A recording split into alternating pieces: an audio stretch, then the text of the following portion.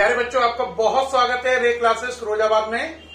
हमारा चैप्टर चल रहा था एल्कोहल, फिनॉल, ईथर। उसमें हम लोग एल्कोहल की केमिकल प्रॉपर्टीज पढ़ रहे थे। जो एल्कोहल की केमिकल प्रॉपर्टीज हैं उन्हें 3 पार्ट में डिवाइड किया गया था। पहला वो रिएक्शन जिनमें O बॉन्ड H टूटेगा, दूसरा वो रिएक्शन जिनमें R बॉन्ड OH टूटेगा, और तीसरा वो रिएक्शन जिनमें एल्काइल ग्रुप और OH ग्रुप दोनों भाग लेंगे। तो आज हमारा काम है लास्ट वाला पार्ट, यानी वो रिएक्शन जिनमें एल्काइल ग्रुप और OH ग्रुप दोनों भाग लेते हैं उनको पढ़ना। उस कैटेगरी में पहली रिएक्शन है डिहाइड्रोजिनेशन बाय कॉपर। पहली कौन सी है? Dehydrogenation bye copper. तो स्टार्ट करिए। Dehydrogenation bye copper. नोट करें, सामने से हटा हुआ हूं एट 573 केल्विन। जल्दी से नोट करिए भाई।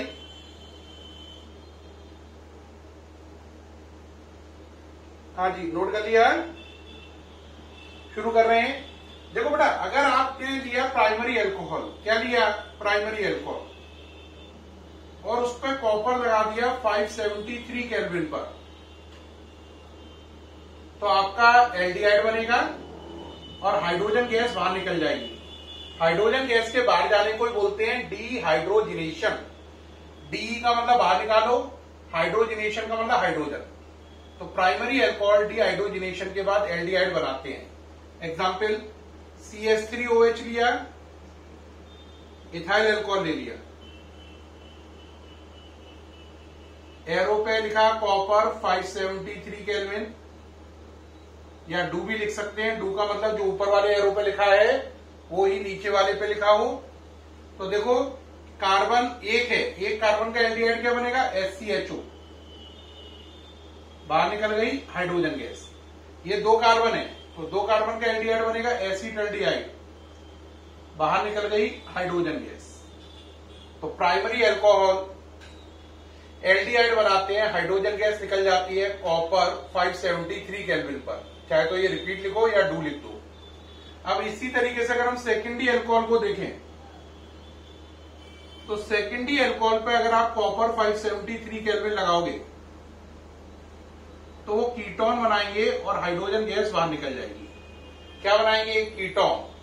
Example, CH3CHOHCH3। आपने लिखा कॉपर 573 केल्विन। देखो, यहां से H गया, ये H गया, ये दोनों H चले गए, बना CH3COCH3 और हाइड्रोजन गैस बाहर निकल गई। कीटोन बना जिसका नाम है एसीटोन। क्या नाम है? एसीटोन। ये कीटोन बन गया। नाम इसका था आइसोप्रोपाइल अल्कोहल, और इससे बना क्या? एसीटोन बन गया ये। तो आपने देखा प्राइमरी अल्कोहल कॉपर 573 केल्विन लगाने पर क्या बनाते हैं? एल्डिहाइड। जबकि सेकेंडरी अल्कोहल क्या बनाते हैं? कीटोन। प्राइमरी अल्कोहल में मैंने मिथाइल अल्कोहल, इथाइल अल्कोहल का एग्जाम्पल दिया। सेकेंडरी अल्कोहल में आइसोप्रोपाइल अल्कोहल का एग्जाम्पल दिया। इसमें एल्डिहाइड बने फॉर्मेल्डिहाइड, एसिटल्डिहाइड। इसमें कीटोन बना एसीटोन। नोट करें, सामने से हटा हुआ हूं। अब बात करेंगे टर्शियरी अल्कोहल की। जल्दी करें। हाँ जी, नोट कर लिया भाई। अब बेटा, इसके बाद अगर हम बात करें टर्शियरी अल्कोहल की, किसकी बात करें? टर्शियरी अल्कोहल की। तो जो टर्शियरी अल्कोहल होते हैं उनमें से डिहाइड्रोजिनेशन नहीं होता है, बल्कि उसके स्थान पर डिहाइड्रेशन होता है। क्या होता है? डिहाइड्रेशन, यानी पानी बाहर निकलता है। तो यहां पे क्या आएगा? Tertiary alcohol in presence of copper at 573 Kelvin show dehydration, पानी बाहर निकालते हैं। डिहाइड्रेशन मैंने रिमूवल ऑफ वाटर -H2, पानी बाहर निकलता है। Show dehydration in place of dehydrogenation, यानी हाइड्रोजन नहीं निकलती है, उसके स्थान पर पानी बाहर निकलता है। तो क्या होगा, टर्शरी अल्कोहल लिया आपने, उस पर लगाया कॉपर 573 केल्विन, है ना, प्रोडक्ट बनेगा एल्कीन और पानी बाहर निकल जाएगा, यानी H2 नहीं निकला, H2O निकला, हाइड्रोजन नहीं निकली, पानी निकला। लगाइए tertiary alcohol CH3 C CH3 CH3 OH, copper 573 kelvin या डू लिखो, यहां से OH गया, यहां से H गया, तो ये प्रोडक्ट बना CH3 C CH3, यहां से OH गया, यहां से H गया, तो double bond CH2 plus H2O, इसका नाम है आइसोब्यूटाइलीन, और ये कौन सी कैटेगरी में, एल्कीन कैटेगरी में। तो हमने साफ देखा कि ये रिजल्ट आए, क्या क्या रिजल्ट आए, देखो कॉपर के ये रिजल्ट आए कि जब हम प्राइमरी अल्कोहल लेंगे तो प्रोडक्ट एल्डिहाइड बनेगा, हाइड्रोजन गैस बाहर निकलेगी। सेकेंडरी अल्कोहल लेंगे तो प्रोडक्ट कीटोन बनेगा और हाइड्रोजन गैस बाहर निकलेगी। लेकिन जब हम टर्शरी अल्कोहल लेंगे तो प्रोडक्ट बनेगा एल्कीन और बाहर निकलेगा H2 नहीं, H2O। ये इसके रिजल्ट हो गए। नोट कर ले, बोर्ड एग्जाम के हिसाब से, IIT के हिसाब से, नीट के हिसाब से वेरी वेरी इंपॉर्टेंट, और ये रिजल्ट जरूर नोट कर ले, ये आपको नीट और IIT में बड़ी हेल्प कराएंगे। किसमें, नीट में और IIT JEE में, है ना, ये बड़ी मदद कराएंगे। ठीक, ये नोट कर लिया जल्दी से। अब ये पहली रिएक्शन पूरी हो गई, डिहाइड्रोजनेशन बाय कॉपर। अब इसके बाद सेकंड आती है, उसका नाम है ऑक्सीडेशन। क्या नाम है, ऑक्सीडेशन। अब देखिए इसका अगर हम ऑक्सीडेशन करें तो क्या होगा, तो सेकंड नंबर है इसी कैटेगरी में ऑक्सीडेशन। अगर आप ऑक्सीडेशन कर रहे हैं, आप प्राइमरी अल्कोहल ले रहे हैं, तो ऑक्सीडेशन करने पर बनेगा पहले एल्डिहाइड, फिर आगे ऑक्सीडेशन करने पर बनेगा कार्बोक्सिलिक एसिड। अगर इसमें कार्बन N है तो इसमें भी N रहेंगे और इसमें भी N रहेंगे, यानी कार्बन की नंबर बराबर रहेगा। ये जो ऑक्सीडेशन कर रहे हैं आपको, ये या तो आप कर सकते हैं K2Cr2O7 और H2SO4 के पेयर के साथ, अगर ये नहीं है तो आप ले सकते हैं KMnO4 प्लस H2SO4 का पेयर। इनमें से कोई भी एक पेयर ले लो, या तो ये वाला या ये वाला। इससे ये नेसेंट ऑक्सीजन क्रिएट हो रही है जो ये काम कर रही है। अब प्राइमरी अल्कोहल में एग्जांपल कौन सा है, CH3OH और C2H5OH या इथाइल अल्कोहल। अप्लाई करिए, क्या बनाना है, इसमें कार्बन कितने हैं, 1 कार्बन, इसमें कार्बन कितने हैं, 2 कार्बन, तो 1 कार्बन का एल्डिहाइड बनाओ SCHO, 2 कार्बन का एल्डिहाइड बनाओ CH3CHO। कार्बन इसमें 1 है, इसमें 2 है, 2 है तो 2 है, 1 है तो 1 है। फिर आगे चलो, ऑक्सीडेशन हुआ आगे, फिर फर्दर एसिड बनाओ। 1 कार्बन का acid formic acid HCOOH, 2 carbon का एसिड एसिटिक एसिड CH3COOH। इसमें 1 कार्बन है, इसमें 2 कार्बन है। आप देख रहे हैं N 1 1 1 2 2 2, यानी जितने कार्बन है वो मेंटेन रहेंगे। पहले प्राइमरी अल्कोहल से एल्डिहाइड बनेगा, फिर एल्डिहाइड से कार्बोक्सिलिक एसिड बनेगा, लेकिन कार्बन मेंटेन रहेंगे, कार्बन के नंबर पे कोई अंतर नहीं पड़ेगा। साफ नजर आ रहा है, ये हो गया प्राइमरी अल्कोहल का वर्जन। यहाँ पे जो ये नेसेंट ऑक्सीजन है, इसको कौन क्रिएट कर रहा है, या तो ये वाला पेयर या ये वाला पेयर। पहला पेयर है K2Cr2O7 और H2SO4 का, दूसरा है KMnO4 और H2SO4 का। K2Cr2O7 का नाम है पोटेशियम डाइक्रोमेट और KMnO4 का नाम है पोटेशियम पर मैग्नीट। अब इसका प्राइमरी अल्कोहल का हो गया। अब चलो सेकेंडरी अल्कोहल। अगर आप सेकेंडरी अल्कोहल लेंगे और ऑक्सीडेशन कराएंगे तो पहले कीटोन बनेगा, जो फर्दर ऑक्सीडाइज होने पर कार्बोक्सिलिक एसिड बनाएगा। क्या बनाएगा, कार्बोक्सिलिक एसिड। लेकिन ध्यान देने की बात है, अगर इसमें कार्बन N है तो इसमें तो N होंगे, लेकिन इसमें N-1 होगी, एक कार्बन का लॉस हो जाएगा। तो सेकेंडरी अल्कोहल ले लो, CH3 CH OH CH3, नाम है आइसो प्रोपाइल एल्कोहल। ऑक्सीडेशन किया, कीटोन बना CH3 CO CH3। और आप कार्बन गिनने हैं तो इसमें 3 है, इसमें भी 3 है। अब आपको क्या करना है, N-1, तो 3 में से घटाओ, कितना होगा 2, तो 2 कार्बन का एसिड बना दो CH3 COOH। अब आता है एक कार्बन कहां गया, आंसर उसका CO2 बन गया। क्या बन गया, CO2। तो जो कार्बन का लॉस हुआ वो CO2 बनकर हट गया, तो ये बन गया एसीटोन और ये बन गया एसिटिक एसिड। और इसमें कार्बन कितने हैं, 2 कार्बन है। तो इस तरीके से ये हुआ।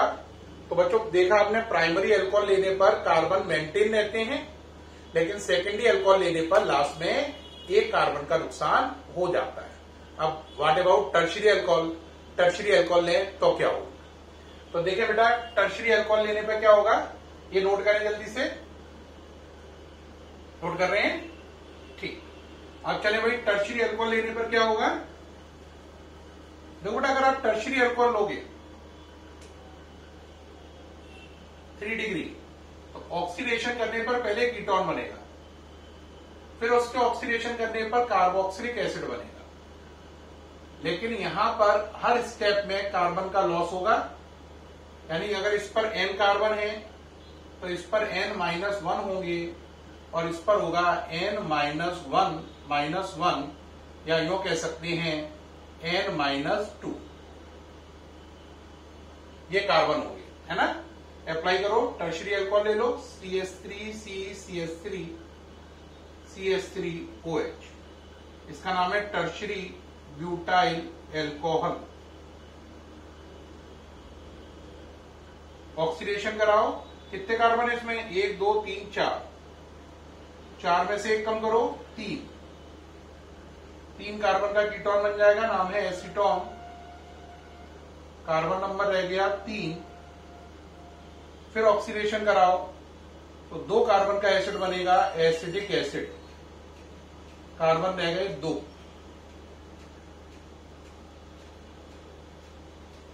आपको साफ नजर आ रहा है, 4 से 3, 3 से 2, N से N-1, N-1 से N-2, लगातार कार्बन का लॉस हो रहा है, कार्बन की संख्या घटती जा रही है, ठीक है। ये हो गया आपका oxidation of tertiary alcohol, oxidation of tertiary alcohol, ये हो गया बेटा ऑक्सीडेशन ऑफ टर्शियरी अल्कोहल।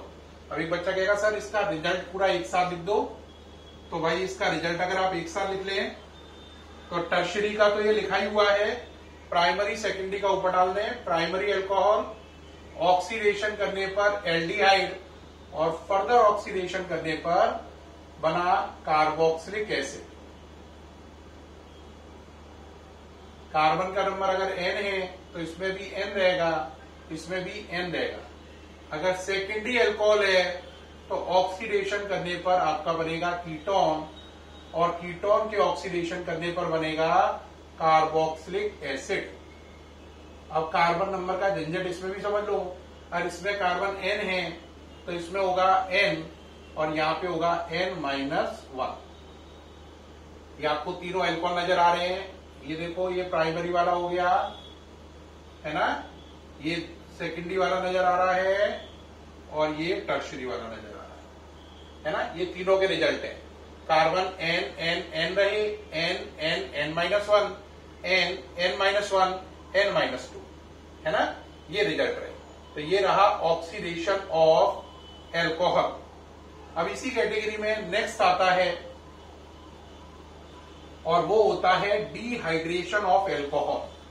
क्या आता है, डिहाइड्रेशन ऑफ एल्कोहल, यानी कि अल्कोहल में से पानी निकालना। अगर आप अल्कोहल का डिहाइड्रेशन करेंगे बेटा, अल्कोहल में से पानी निकालेंगे, तो ये रिएक्शन वेरी इंपॉर्टेंट है, बोर्ड में आनी ही आनी है, कंपलसरी है, हर बार आती है, इस बार भी आएगी, ध्यान दें। डिहाइड्रेशन ऑफ एल्कोहल में 2 केस बनते हैं। अगर आप 443 केल्विन पे करें जैसे आपने इथाइल अल्कोहल लिया और टेम्परेचर कर दिया 443 केल्विन कंसंट्रेटेड H2SO4 लेकर, तो आप मान लीजिए इथाइल अल्कोहल को आप ऐसे लिख लीजिए CH2H CH2OH, ऐसे लिख लीजिए, सही है। तो यहां से OH जाएगा, यहां से H जाएगा, पानी निकल जाएगा, प्रोडक्ट बनेगा CH2 double bond CH2 plus water, तो प्रोडक्ट बनेगा एल्कीन। क्या बनेगा? एल्कीन। तो कंसंट्रेटेड H2SO4 के साथ 443 केल्विन पर आपका प्रोडक्ट क्या बनता है? एल्कीन, पानी निकलने के बाद। अब इस रिएक्शन की मैकेनिज्म लिखने को आती है एग्जाम में। क्या लिखने को आती है? मैकेनिज्म। जो मैकेनिज्म लिखने को आती है, पहले उससे पहले आप रेजोनेंस के कुछ नियम समझ लें। किसके? रेजोनेंस के। इसकी मैकेनिज्म समझने से पहले रेजोनेंस का नियम समझ लें। पहला नियम है, अगर ए बॉन्ड बी है ना, और आपने इसको ऐसे एरो कर दिया, कर्व एरो, तो होगा ए बी अलग अलग हो जाएंगे, दोनों इलेक्ट्रॉन बी को मिलेंगे और उस पर माइनस चार्ज आएगा, ए पे प्लस आएगा, और ये दोनों अलग अलग हो जाएंगे। तो एरो जिसकी तरफ गया उसे दोनों इलेक्ट्रॉन मिलेंगे और माइनस चार्ज आएगा, और इसे कुछ भी नहीं मिलेगा। एरो जिसकी तरफ गया इसका मतलब उसे बॉन्ड के दोनों इलेक्ट्रॉन मिले, अपना भी और ए का भी। इस पर माइनस चार्ज आ गया एडिशनल इलेक्ट्रॉन से, ए पे प्लस चार्ज आ गया। ये कहलाता R1, रेजोनेंस का नियम नंबर 1। फिर होता है R2, इसका उल्टा, यानी ए पर प्लस है और बी पर 2 इलेक्ट्रॉन और माइनस है, तब क्या हो? अगर ये दोनों चीजें पास पास आई तो प्लस से माइनस कटेगा और 2 इलेक्ट्रॉन से बॉन्ड बन जाएगा, ए बॉन्ड बी। ये है रेजोनेंस का नियम नंबर 2, जो कि पहले नियम का बिल्कुल उल्टा है, जो कि फर्स्ट नियम का बिल्कुल उल्टा है। अब चले रेजोनेंस का नियम नंबर 3। वो क्या है? ए पर प्लस है, बी पर 2 इलेक्ट्रॉन तो हैं, बी पर 2 इलेक्ट्रॉन हैं, लेकिन माइनस चार्ज नहीं है, तो क्या होगा? तो ए बॉन्ड बी बन जाएगा इन 2 इलेक्ट्रॉन से, इन 2 इलेक्ट्रॉन से बॉन्ड बन गया और ए का प्लस हटकर बी पे चले जाएगा। इसे बोलते हैं रेजोनेंस नियम 3। क्या बोलते हैं? रेजोनेंस का नियम नंबर 3 बोलते हैं इसे। नोट करें जल्दी से। अब बात रही, ये सब रेजोनेंस के नियम है, अभी आपने सिखा दिए। अब इनका फायदा क्या है? अब देखो मैकेनिज्म पे लगाना, ठीक है। मैकेनिज्म क्या है? आपने लिया ethyl alcohol CH3 CH2OH, H2SO4 से लिया H प्लस आयन। कहां से लिया? H2SO4 से, तो यहां पे लिख दो फ्रॉम H2SO4।